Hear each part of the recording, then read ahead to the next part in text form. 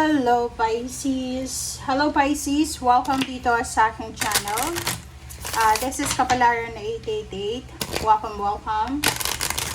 Titingnan natin dito Pisces kung anong posibleng or what to expect. Alright? Kasi there's a Mercury retrograde.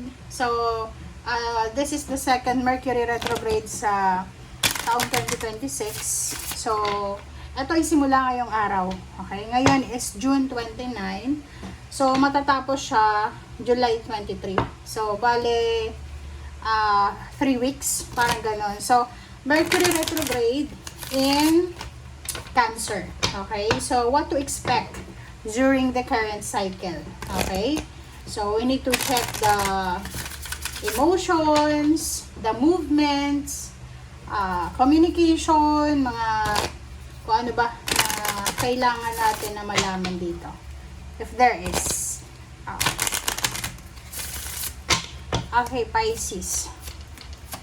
Pisces.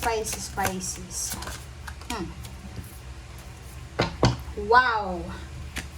Alright, Pisces. So, this message is from June 29 hanggang June 23. Okay? So, yung first card mo dito, Pisces, sinasabi ng barahan na maging realistic ka. Be realistic. So, this is parang resonated to sa lahat ng water sign, hindi lang sa Pisces. Pwedeng mag-resonate siya sa Cancer, Scorpio, and also sa'yo. Ano yung sinasabi dito? Kasi yung mga water sign, masyado silang anong tawag dito? Masyadong mahilig mag-imagine, mahilig anong tawag dyan? Mag-overthink, 'di ba? So, dito sinasabi ng baraha sa'yo, lalo na yung Mercury retrograde na sa Cancer, same sign mo, na kailangan mong maging realistic sa kung ano yung mga actions mo regarding sa family. So, kailangan mo magkaroon ng strong focus sa family, sa home life, sa mga past relationships mo. Okay? So, dito din sinasabi ng baraha sa'yo na may mga past familial drama. Okay, may mga drama na posibleng magre-resurface fast ba yung tawag doon. So, kailangan mong maging realistic sa ngayon. Ang approach na kailangan mo ngayon, simula sa araw nito is maging realistic tayo. Okay? Huwag tayong mamuhay sa pretensions. Like for example, kung nagagalit ka, naiinis ka, napapagod ka na, sabihin mo. Okay? Huwag mong itago.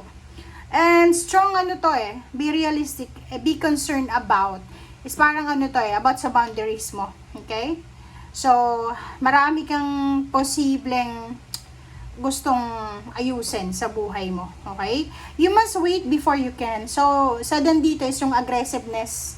Ang aggressiveness ng mga Pisces is, siguro yung ibang mga zodiac sign, masasabing aggressive yung Pisces. Kasi yun ang nakikita nilang action. Pero, alam niyo yung Pisces, bago yung gumawa ng action, mga ilang taon niya yan, pinag-aralan, ganito. Siguro nakikita lang ng tao yung actions. Pero hindi nila nakita kung ilang taon yan na pinag-isipan ng mga Pisces. Okay?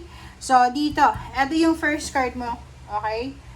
Since this is a Mercury retrograde message or energy, kailangan natin humanap pa ng ibang energy na para sa'yo.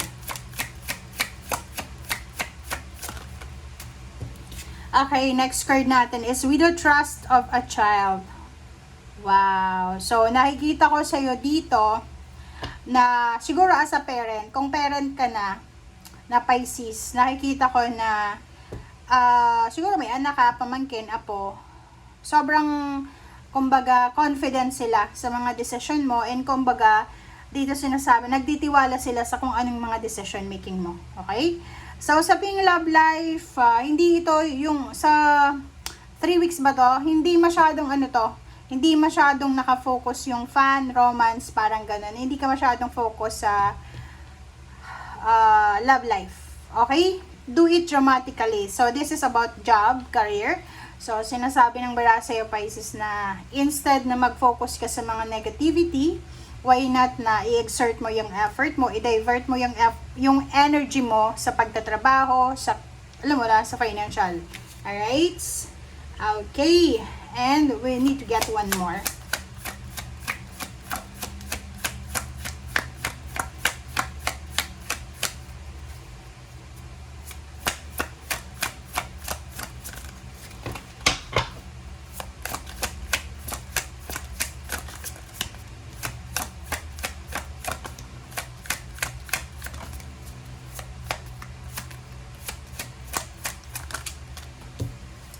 Merong 2. Okay.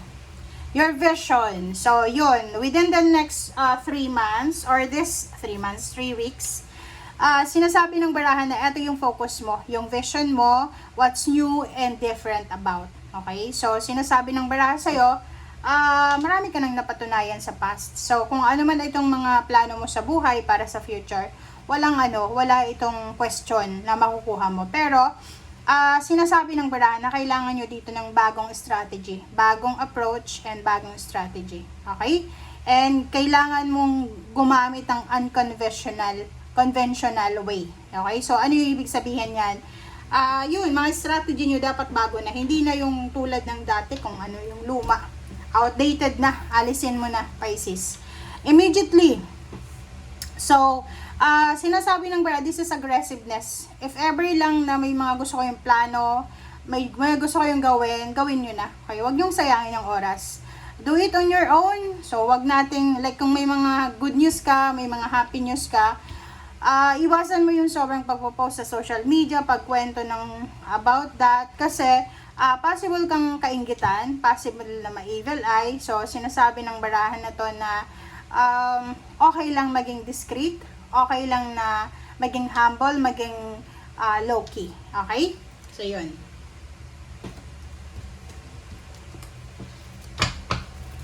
Alright.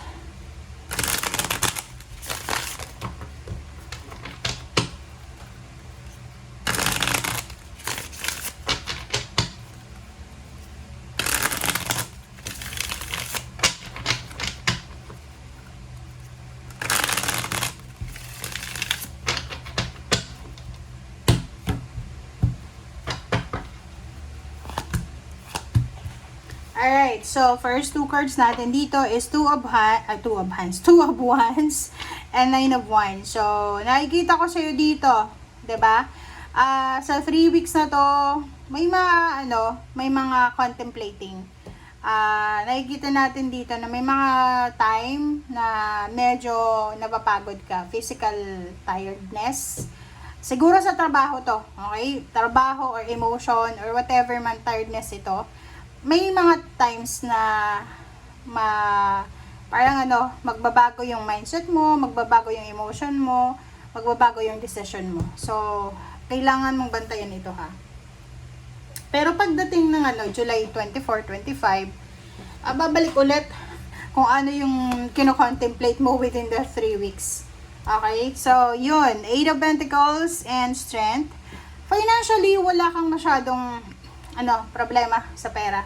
Sa 3 weeks na to, yung finances mo ay magiging sobrang strong. Sobra kang workaholic. Fast forward yung mindset mo. Yung pera mo, malakas yung energy ng kaperahan mo. Okay, next is Knight of Wands and Ten of Cups. Nakikita ko din sa'yo dito na there's parang good news, exciting. There's a good news, there's an exciting news regarding the family life or about the happiness, okay? About the happy family celebration, reunion, homecoming, a wedding, birthday, whatever celebration man ito. So there's a good news coming and you are excited for this one. Maybe you're invited sa isang pagtitipon, okay? Okay, diba? The Emperor, this is a stability. So, for example lang, you have a family dynamics na iba, diba? Siyempre, may mga away, gulo sa pamilya. Posibleng masettle yan by the end of the month of July. Pero within the, like this date, June 29 hanggang July of 23, siguro may mga persona, may mga tao na posibleng iniwasan mo na dati, like kapamilya, kadugo, na posibleng magbabalik sa buhay mo. Okay, so next, pero hindi ka makakapag-desisyon kung anong gagawin mo. So, 5 of Cups and 6 of Swords.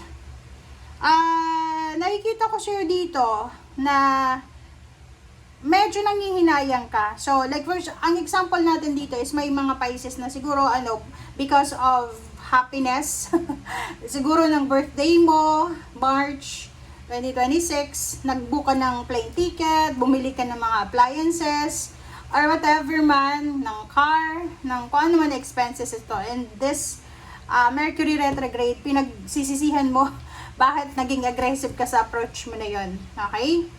Pwedeng sasakyan, pwedeng yun, nanghihinayang ka na bumili ka ng sasakyan or whatever man. Okay, next is the High Priest. Okay? High Priest and Knight of Cups. So, dito, this is your emotion, this is your emotion. So, nakikita ko, in the near future, guys, hindi pa to ngayong Mercury retrograde na to, ha? After the Mercury retrograde, there's a love life coming para sa'yo. Okay? There's a love life coming. If you're looking for a love life, may tao na papasok sa buhay mo na gusto maging parte ng buhay mo. Another is friendship, collaboration, family life. Yun nga sabi ko, may mga taong mag-a-approach sa'yo to ask for forgiveness, to ask for help, or for clarity.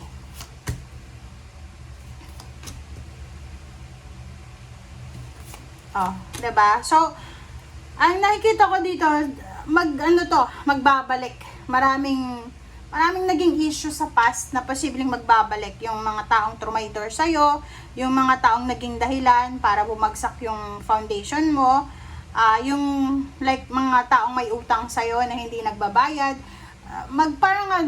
babalik sila sa buhay mo. Hindi ko alam kung bakit babalik sila. Okay?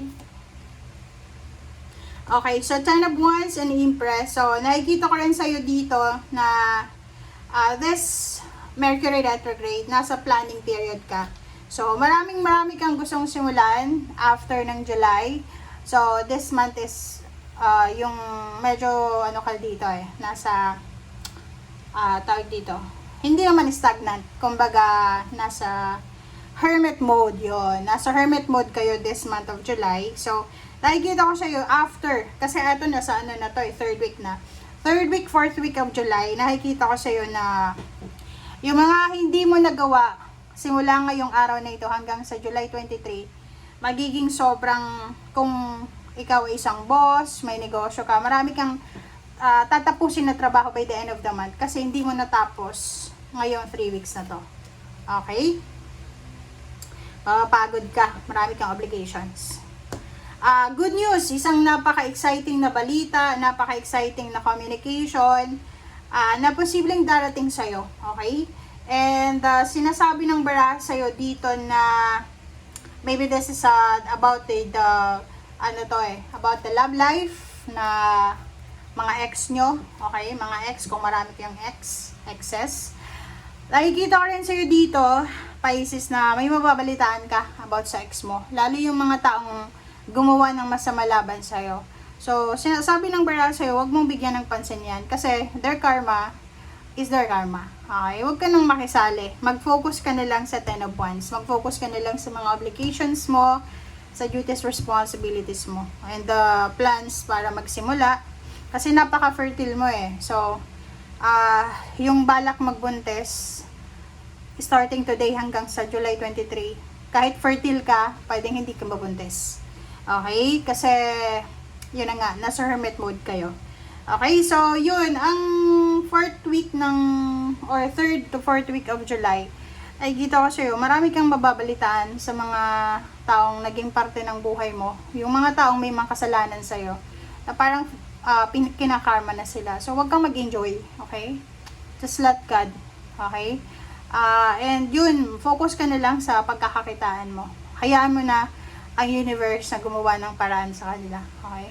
Thank you guys. Bye!